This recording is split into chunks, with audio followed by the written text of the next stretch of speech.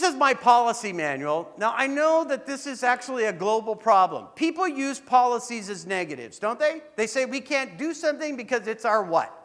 Our policy. So I had these policy books made up. It says, I grant you the power to serve me. If it's in writing, it has to be true.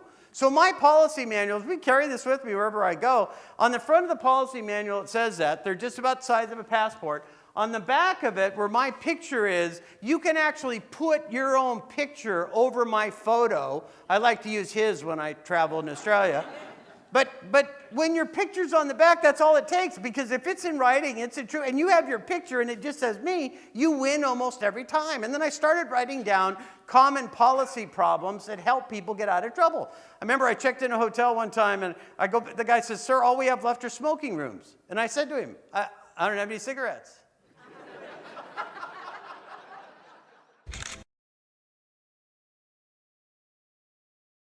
And I can't help you. And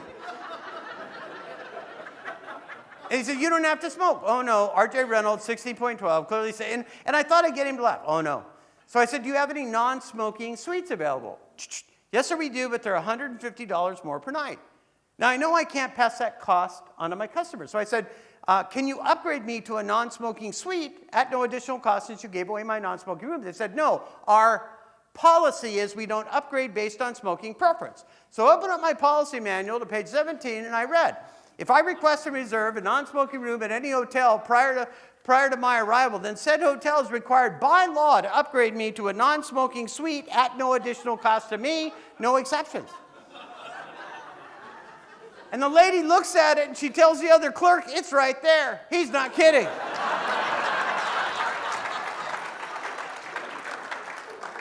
She said, I don't know what to do. And I said, my hands are tied. I mean, I would like to help you. Once policy has been evoked, it is a runaway train. And she said, you need to talk to the manager. Now, I've heard this so many times. I opened up my policy manual, 22, and some of these pages on the new book are different. But I turned to page 22 that says, once I verbalize my policy to any employee at any level, I'm then forbidden by policy to repeat said policy, verbally and writing with anyone else, no exceptions. She photocopied this, had me initial it, and they put me in the presidential suite. The non-smoking presidential suite, I might add. And the funniest thing is with this is that as I've traveled, I've even been able to write my own policies in here as I need to. I had a waitress one time refuse to seat me until the entire dining party had arrived, so I hand wrote this in my policy manual. If I'm the first of several friends to arrive at a restaurant and the greeter refuses to seat me until the entire dining party has arrived, then I'll be provided free of charge any substance I eat or drink during the time the table is withheld, no exceptions. And this woman looks at me and says, I just saw you write that in that book.